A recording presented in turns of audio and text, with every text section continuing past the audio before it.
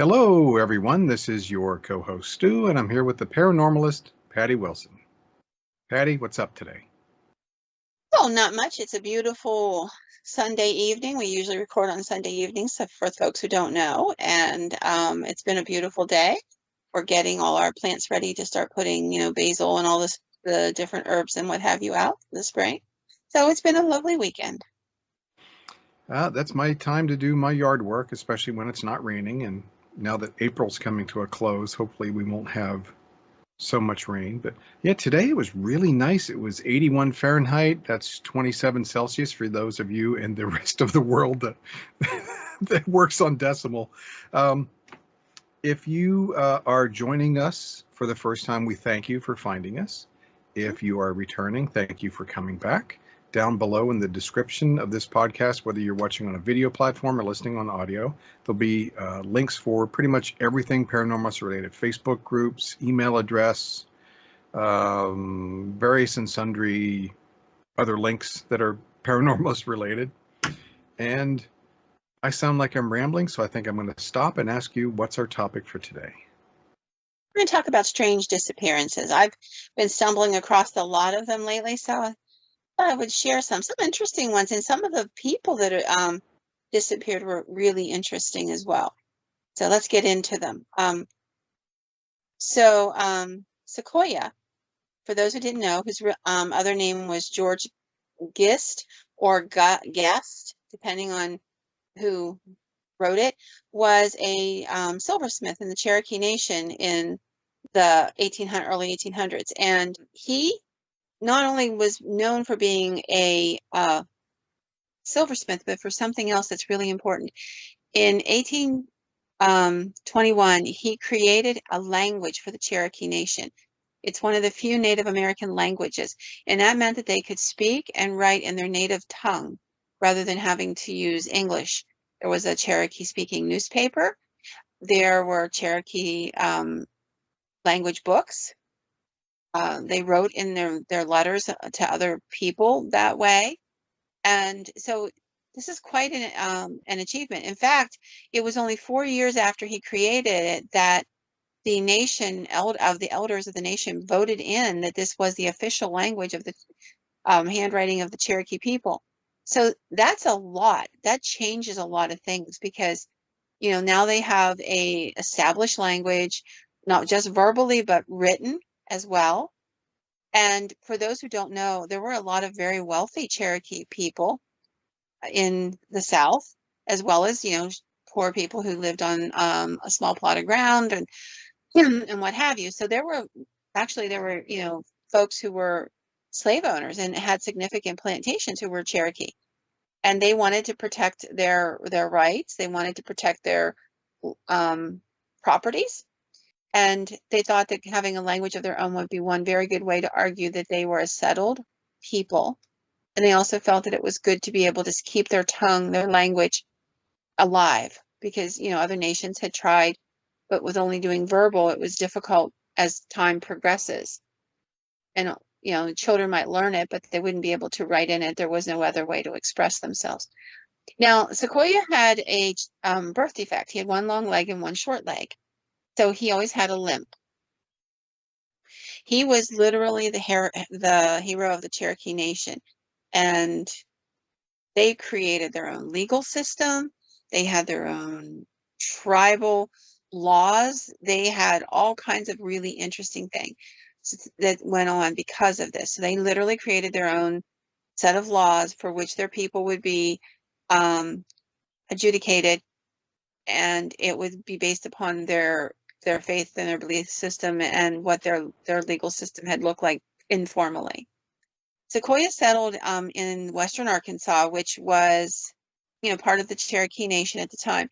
And eventually there was a delegation that was gathered together to talk about the resettlement into Indian Territory. This is where the Trail of Tears will eventually become part of the process.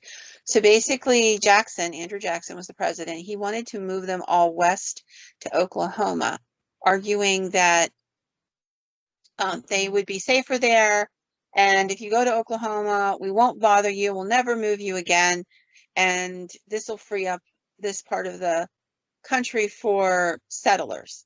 And there was a lot of poor people and middle-class people who were angry because they couldn't buy land because Cherokee, as I said, owned a lot of land. They owned plantations, some of them well over 1,000 acres. And they wanted to know why that Indian could own that land and they couldn't parcel that up to smaller packages so a lot of people could live on it.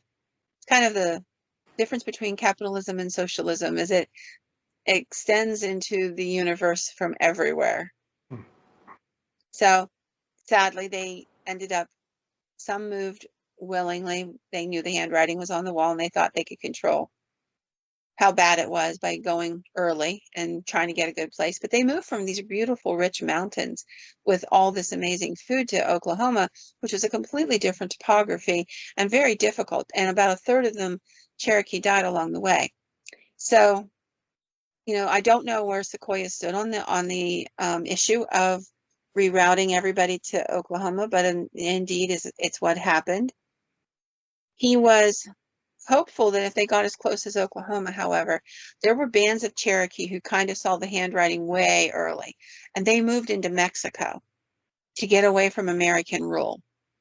You'll also find out west that there were Native American nations of people who had broke off and moved into Canada for the same reason a few years later.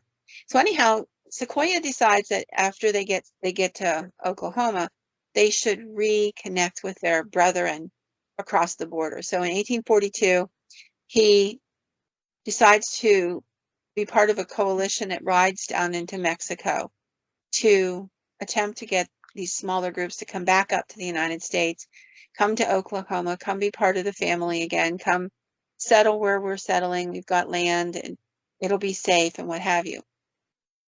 However, he disappears on the journey and nobody ever sees him again.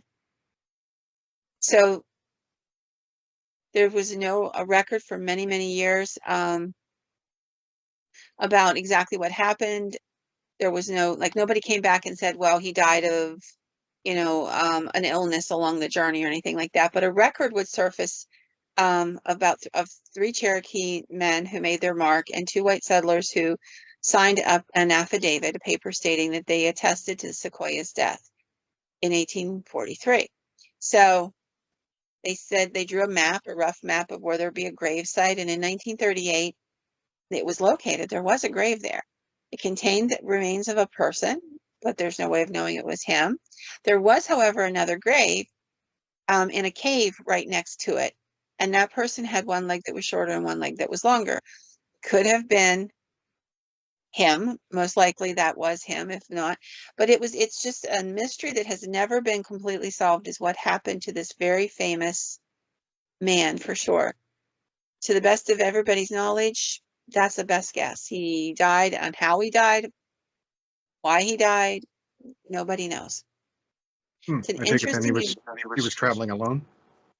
No, that's the other thing. He was not traveling completely alone. There was a few other men with him, and they separated somehow and went in different directions looking for like clues as to where these little bands had gone to, and then they never come back. He never came back.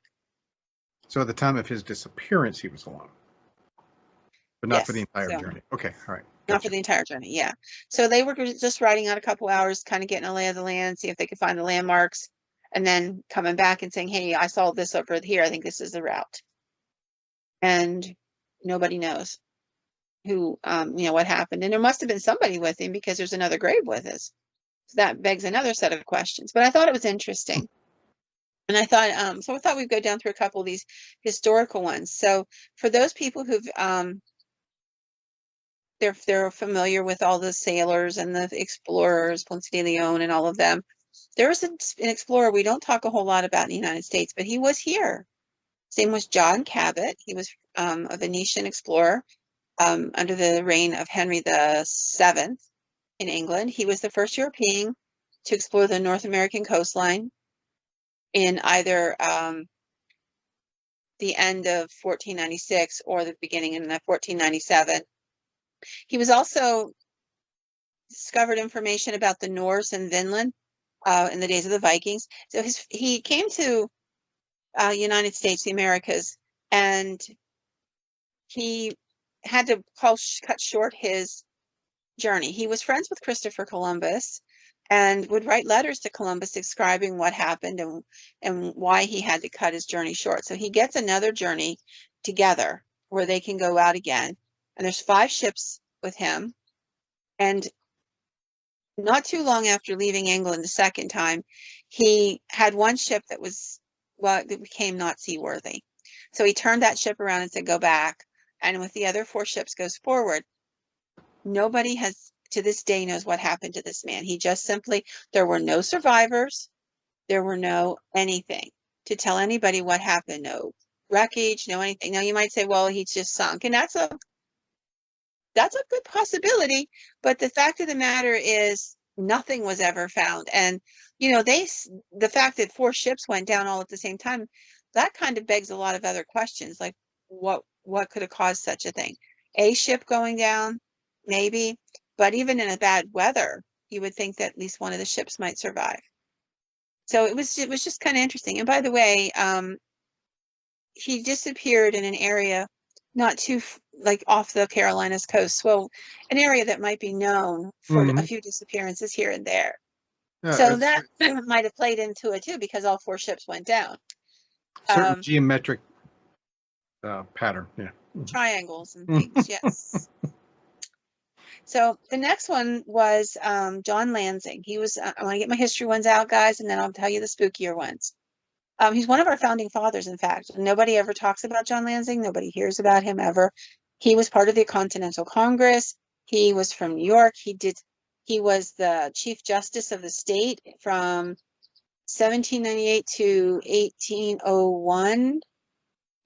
And he was a very well-known man. He was the mayor of Albany. And this is where the stories start to get a little weird. Anyhow, it was December 12th of 1829, and Lansing's in New York. He's staying in a motel or a hotel there. And that was the normal way of corresponding, was to write letters at the time. So he's written a letter and he wants to post it. And he decides that rather than giving it to one of the clerks there to have it posted and just to change, he would just take a walk down to the post office and mail it himself. Only a block or two, a little stretch of the legs for him. He wasn't that old. He was a perfectly healthy man. And so he decides to do that. And he just disappeared. He never came back to the hotel that night. He was never seen again. There were people who saw him walking toward the post office. People saw him walking up the steps of the post office. Post office said they didn't have the letter, and nobody knows what happened. He was never found. I hadn't heard his name before, but I'd heard of a Button Gwinnett. You probably know. Okay, now that's one I hadn't heard of. Yeah, I believe he was the last person to sign the Declaration of Independence. I may have, fact check me on that one, because I don't, but I know that if you have his signature, it is worth a great deal of money. Mm-hmm. But yeah, I just thought that was interesting. This is a man of great means. People would notice him. Yeah, especially, going up the steps to the post office, but the post office doesn't have the letter. What could happen in the lobby of a post office? Yeah. How did he disappear? Why was there no sign of a struggle? Why did nobody see anything happen? He was extremely well known. He was in New York City, which is an area where he would have been extremely well known. He was a state justice. Everybody would have known who he was. It just seems very odd. So our next person, I wonder how many people have read 12 Years Slave. It was a book first and then a movie eventually. So it's the story of a man by the name of Solomon Northrop. Now, Solomon was a free black man. He was a violinist, and he took, gigs playing all over the country. And he was on a trip to Washington, D.C., which allowed slavery at the time. And he was there to play as a classical violinist at a concert where something horrible happens to him. This is a true story. He was drugged, he was kidnapped, and he was sold to a slave trader who shipped him to New Orleans, where he was sold to a Louisiana farmer. And then he was sold on to another man, and that man was apparently really vile. And then he was sold to a carpenter, And it took 12 years for him to fight through the court system and gain his freedom. But he went through the court system to prove he was free, and he won. He wrote this book called 12 Years a Slave about his life's experiences. And now this is the part that I find interesting. In 1857, he went on a tour of Canadian cities and towns, delivering lectures about abolitionism and promoting his books. Now, this is, right before the beginning of the Civil War.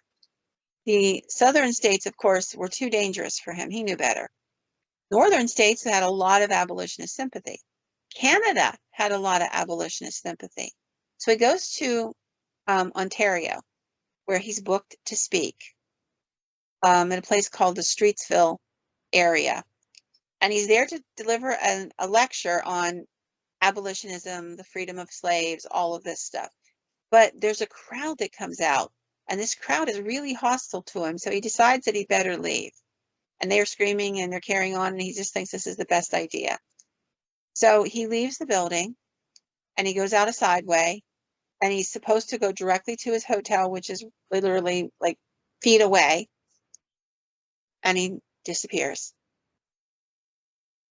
Nobody ever hears from him again.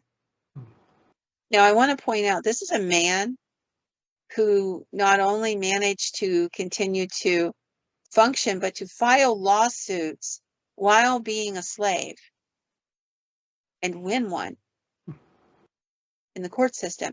This is not a dude who just disappears and goes quietly into the night. Yeah, unless that was why he disappeared. Yeah. Unless that's why he disappeared.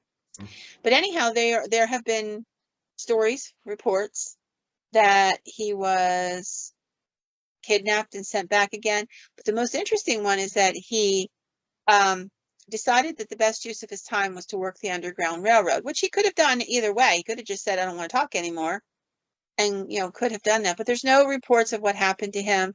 There's no letters, nothing.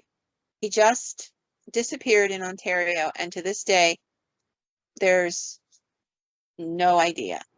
But moving on, we're going to go to some of the more creepy ones.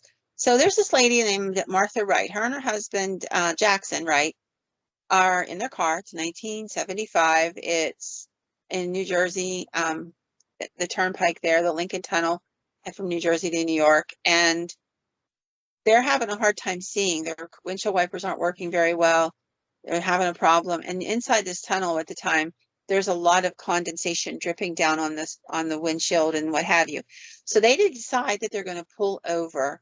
There's a pullover space where you can get off for like a car breakdown or something.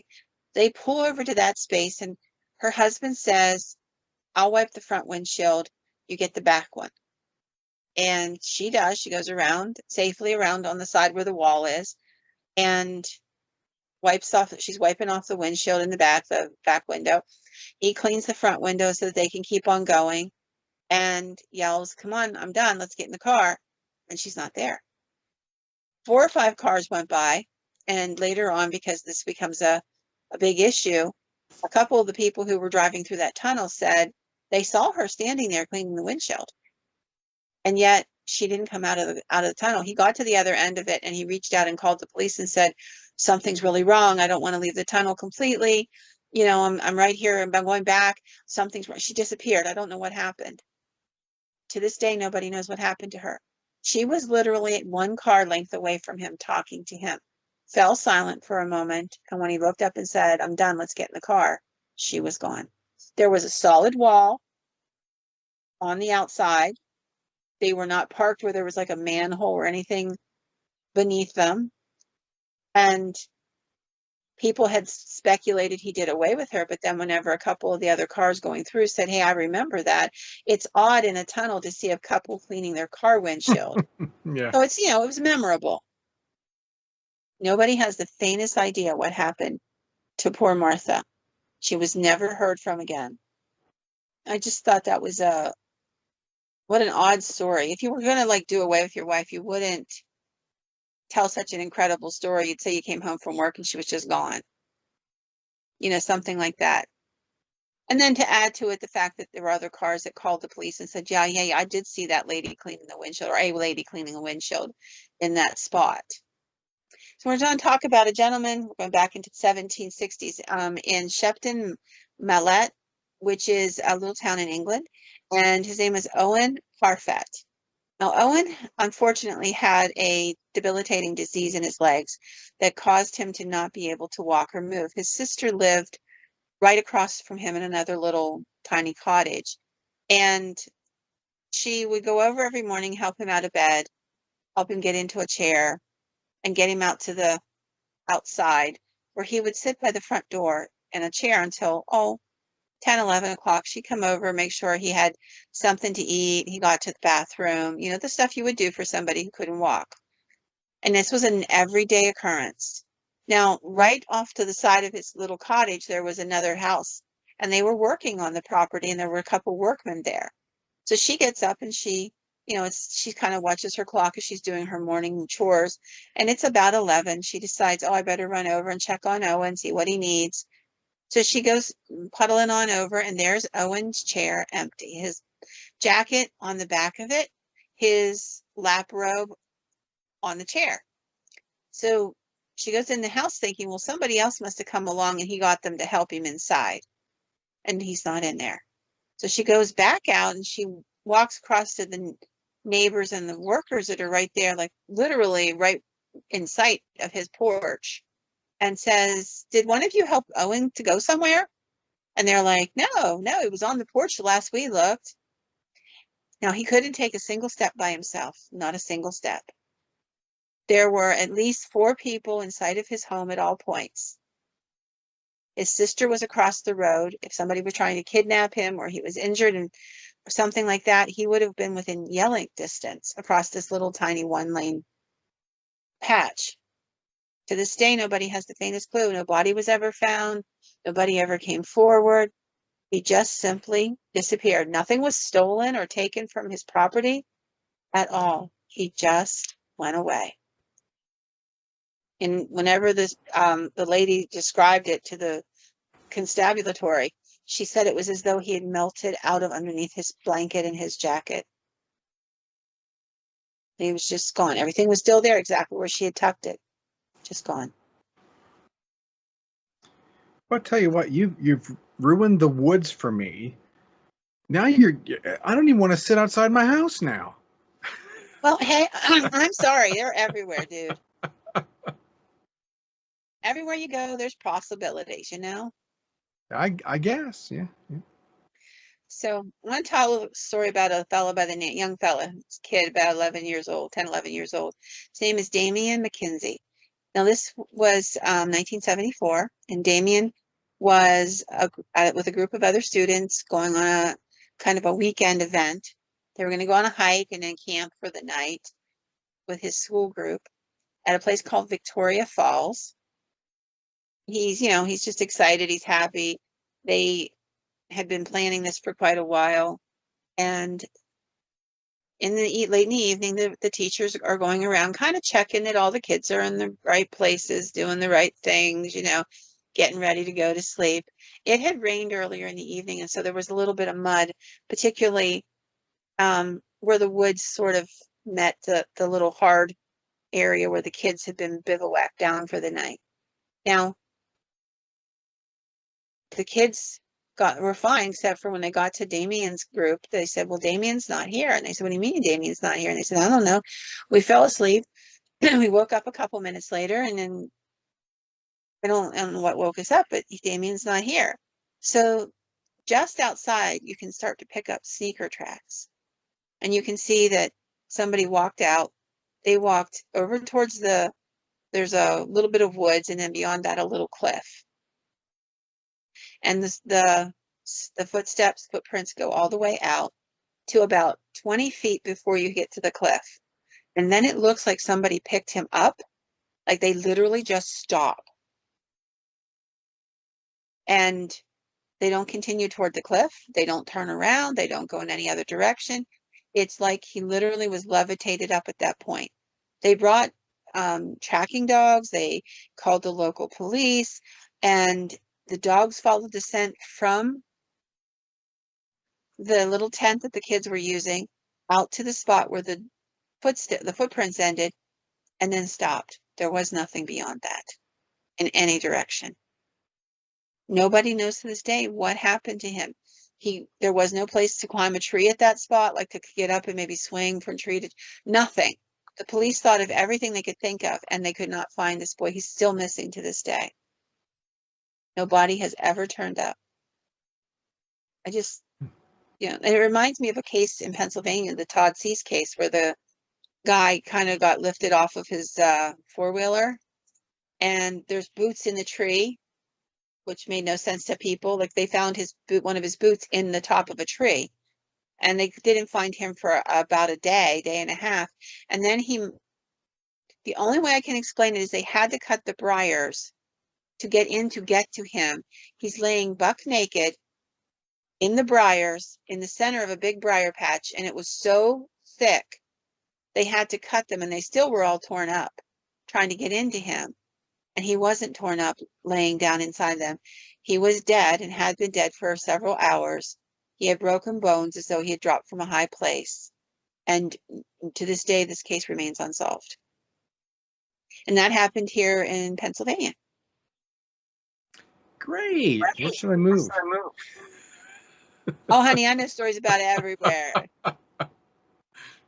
I'm joshing. But... I do. So one of the things I've always been fascinated with is, I'm fascinated with Alaska. I'd like to go and see it. I don't know that I'd want to live there because it gets really, really cold.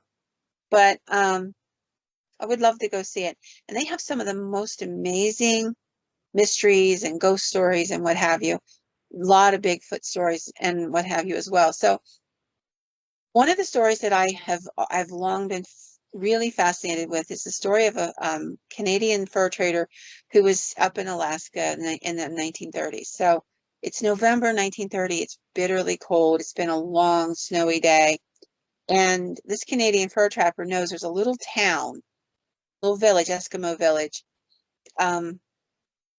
right over the little way. You just kind of get there. And he's thinking, it's too cold to try to sleep outside tonight. I think I'm going to try to hike over there and see if somebody will let me sleep in their house. I'll pay them for it and get a bite to eat, something hot. And this is a well-established little place. He'd passed it several times in his trapping throughout the last few weeks. He knew the basics of the people there and what have you. So he hikes on over, and it's a Mary Celeste story. There's no other way to explain it. He gets there, and there's pots sitting on the stove with food in them. It looks like people were preparing to eat their dinner, except everything is old. There's 6 sled dogs tied and starved to death. It would eventually be figured out that it was about 7-8 weeks earlier that anybody had been there. They literally say there were garments that were in the middle of being sewn. The needle was tucked in as though somebody had dropped it and run. None of the people have ever been found. They have no clue what happened to them. Like, you would think somebody would have, said, hey, that was my cousin's sister, and, she moved to whatever. But nothing. There were no bodies. There was no sign of life. Nothing was taken in out of any of the houses. It was as though they all just ran out in whatever they had on and kept going. There was just nothing. There were no graves. But the only thing I thought was really interesting is it says the graves of ancestors were opened up. Like somebody had dug up some of the graves. Why? That doesn't make any sense. It doesn't make any sense. Unless, were they dug up from the top down or from the bottom up? Well, from the top down. And Okay. here's the other thing. It said that this seemed to be an almost impossible act as the ground had already frozen solid. The bodies were all gone from the dug out graves, as were all the people, but nobody knows what happened to them. Ghouls? Possibly. But it's a really interesting story. Now, to add to it, a few nights before this happened, what we would call UFO, flashing blue lights, were seen above that general area. And this was not the greens of the northern lights. Nights and nights later, like 4 or 5 nights later, and then for several nights, blue lights vibrated across that region in the sky at night. Nobody knew what they were. Nobody knew where they came from. And they did not, like, these people see the aurora borealis a lot. They would recognize it if they saw it. And it's usually like these green, wavy lights going by. This was completely different, and nobody knew what it was. UFOs? Something. I have no idea. So this one I found really interesting. This one took place in 1936 in Puerto Rico. It's a young man by the name of Bernardo Vasquez. He was about 20 years old. He rented a room at the back of a big house where like 3 or 4 families lived. And he had like a single room in the back of this property that opened outside. He liked to visit the one woman who lived there, her and her daughter. And he would sit and talk. They were amiable, you know, they were friendly. He was a little odd kind of a person. He was always talking about witchcraft and magic and spells and getting rich quick and all this stuff. And most people just kind of blew him off. But this lady and her daughter would pass the time for a while before they'd have to, you know, shush him out of the house and say, well, you know, Bernardo, we got to get going now. And one day he came over and he was talking to this lady and her daughter. And he was telling them he had figured out a way to get rich. And they're like, really? How's that? And like I said, he had all these crackpot ideas and talking about conjuring things with spells and all this. And they kind of just blew it off and thought he was nuts. And he said, well, I figure if I can't make the money some other way, I can steal it. And the only way I can steal it without getting caught is by being invisible. Well, now we've entered that territory again. Crazy. And he says, but I found out there's a ritual you can do. And if you do this ritual, you can be invisible anytime. So he tells this bizarre story about how he had gone to the cemetery and taken the charred pieces of a old casket that had been burnt, and he had them in his room, and he had to catch a black cat, and he had to boil it alive in a pot of water. Oh. I know, it's horrible. And then he put this wood in there, and there was this chant you had to do, and yada, yada, yada. And then you had to take the cat out, and you had to find between its ears a Y-shaped bone. And that bone, after you did all these incantations and stuff, when you put it in your mouth, you'd be invisible, and everything, you could do anything you wanted. You walk into a bank and take money, and nobody be able to see you. And when you spit the bone out, that'd be it. Well, you know, people just like blew him off. And the lady, she said to her daughter, don't even tell people about this. They already think he's crazy.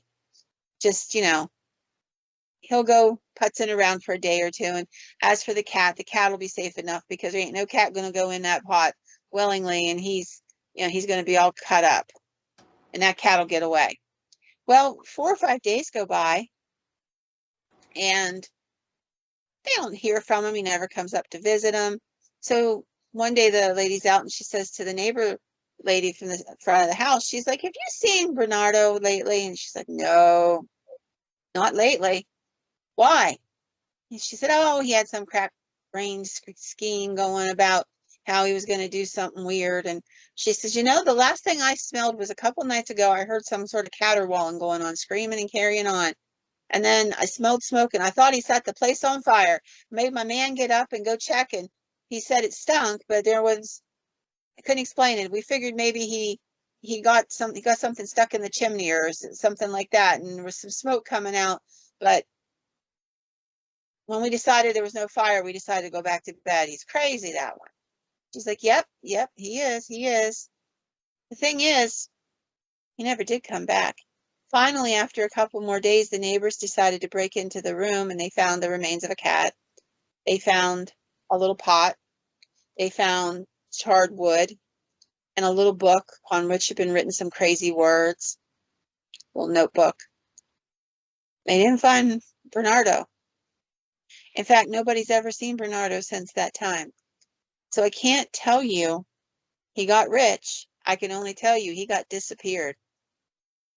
Not quite as good. Nope. Don't know what happened to him. But it's a really strange story, isn't it? Very much so. Yeah, somebody like that would be like, yeah, Goodbye, Bernardo. Come back when you can't stay so long. Yeah, like I said, they were nice people and they thought he was lonely and they were trying to be kind, but nobody ever figured out what happened to him. He never appeared anywhere. They asked around from time to time. Nobody ever saw him. And he was a character in the local community, so he would have been recognizable. You know, people would If have they seen him could walking see down the him. street Yeah. if they could see him. Now Yeah. that begs the question, did Yeah. the spell work? Yep. I thought that was a really interesting question. And he swallowed the bone, so he couldn't spit it out, and he choked on it and died. And so there's an invisible corpse laying around someplace. Somebody's saying, boy, it stinks around here, but I don't know why. Yeah, it's a crazy story, but I mean, it's been around for quite a long time. So, and actually, it was the daughter of that woman who had been so nice to him who wrote that story years later, telling the story about what had happened in the one mystery in her childhood that she wished she could get an answer to. And that's how the story first got out. She wrote it for like a local newspaper in the area. So I just thought it was interesting. So now we're going to visit Dr. Horatio Bates. It's August of 1902. And he's a surgeon. He's got a fine reputation, happily married man to everybody's knowledge, at least, and couple kids, very well to do. So one day his wife comes home and she has a short note laying on the table and it says, hey, I've been called out of town on some major operations and I got to go right now. I don't have time to say goodbye. So I wanted to let you know what was up. And I'm really glad that they're paying well. We'll get so much money for all of us. I'll write you the details later. And that's it. So a couple days go by and she doesn't really know where to call him. It's not like today we have a cell phone, GP tracking and GPS tracking and all that crap. So she's waiting for a letter to come. 4, 5, 6 days, doesn't come. 7, 8, 9 days, doesn't come. Nobody has the faintest clue. So he's a Mason, as in the Freemasons. Right. So eventually she goes to the men at the Freemason Lodge and she's like, hey, he's missing. I don't know what to do. Can you help me? So they start sending these letters and these pictures to all the different Masonic temples all around the world. Wow. Like Okay. they sent them into Europe and everywhere. And they get a letter back from a hospital in London. And they say, hey, I'm a Mason too. I'm a doctor over here. I've treated this man. He's in the hospital in London. He's not doing so hot. Gives information. So they make arrangements for Mrs. Bates to go over. And sure enough, he's there in a hospital and he's not looking good. He's haggard. He's thin. He's got deep sunken eyes. Over the course of a couple days, she learns he's got a lot of money in a bank account and he hasn't touched it at all. Instead, he's been starving and she can't understand it. She walks in and she tries to talk to him and he says, I don't know who you are. She's like, what do you mean you don't know who I am? He's like, I don't know anything about you, lady. I don't know that you're my wife because she explained who she was. And he's like, so eventually he ends up getting a little better. She takes care of him and she talks him into coming to stay at the hotel room where she's booked for a while and maybe it'll jog his memory. So this is what happens. He goes to the hotel room. He seems to be getting a little better. He doesn't remember her, but he does remember a phone call. He remembers writing a note to someone, and he remembers getting on board a ship. He said, I remember on the ship I had to do this surgery, and it was a brain abscess. And he said, I remember doing that, and then everything went dark. It's the last thing I remember. And then I woke up, and I was in this hospital in London, and I didn't know who I was.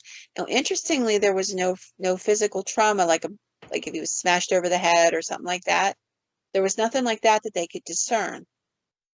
They're there, a couple more days, and she's like, we need to talk to somebody about this. This sounds like maybe you were hijacked or tricked or something like that. And then she gets up the next morning and he's gone again. Just gone. Well, the word goes out through London and nobody knows where he went.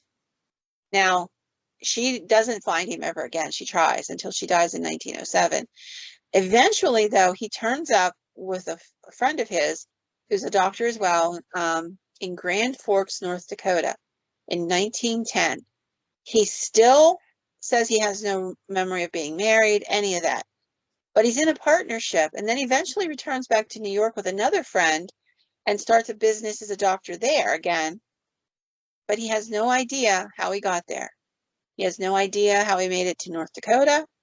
He bumped into a friend when he was out there. The friend took him in, and it kind of was like a thing of an expediency. Now, I know there's people that enter a fugue state, but 3 times, 4 times, and yet he could remember everything he needed to remember to practice medicine. That was my next thing to say. He only forgot certain things. Huh? Yep. Was he given a drug?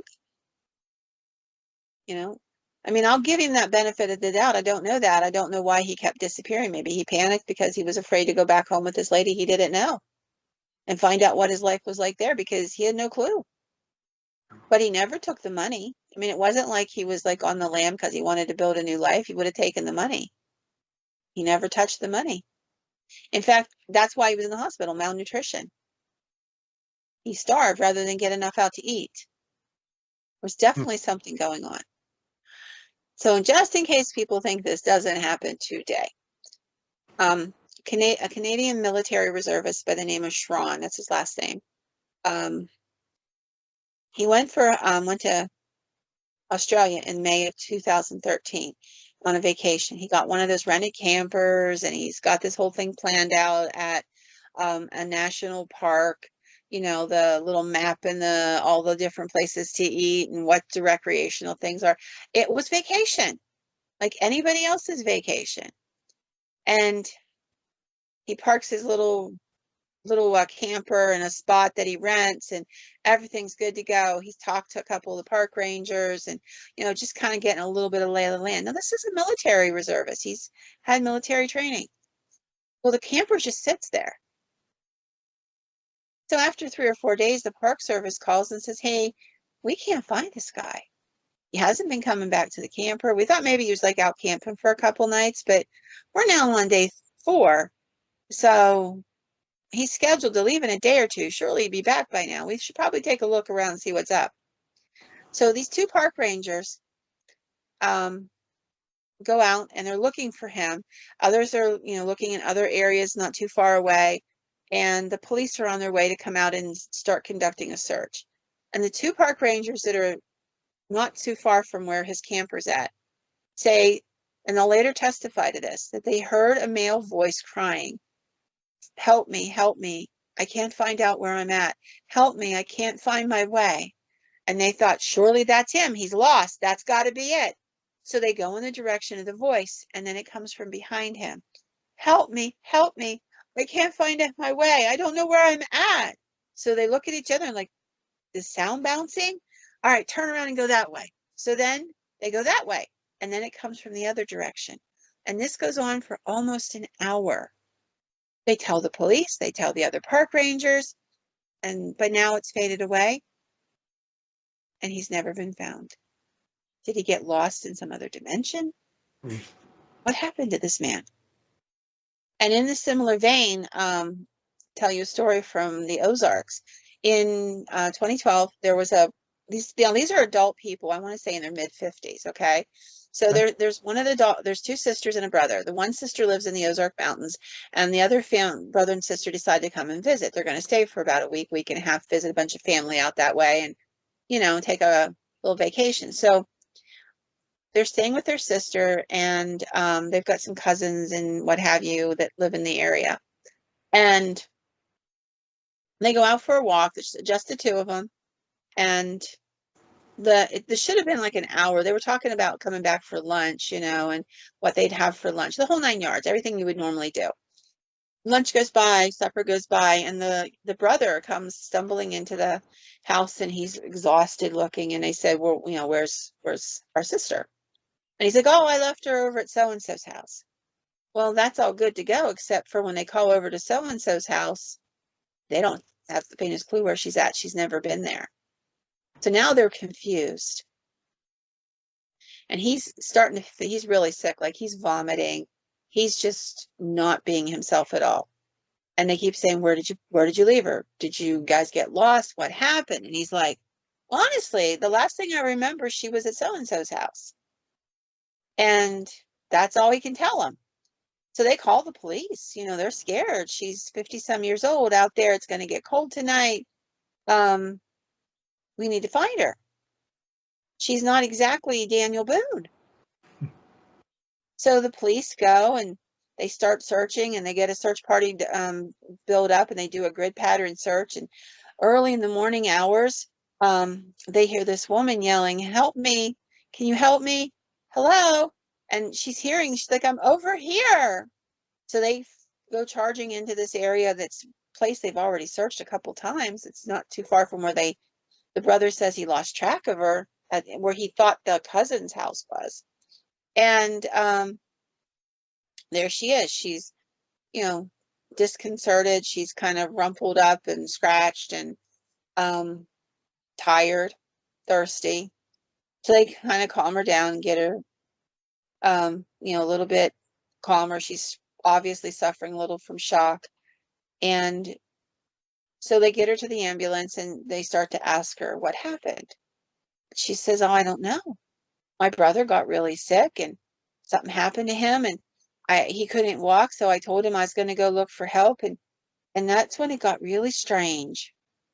Like there were these hikers around us, like ahead of us and behind us, and I yelled for them to come and help me, to help my brother, and they just kept on walking like they had no idea that I was there.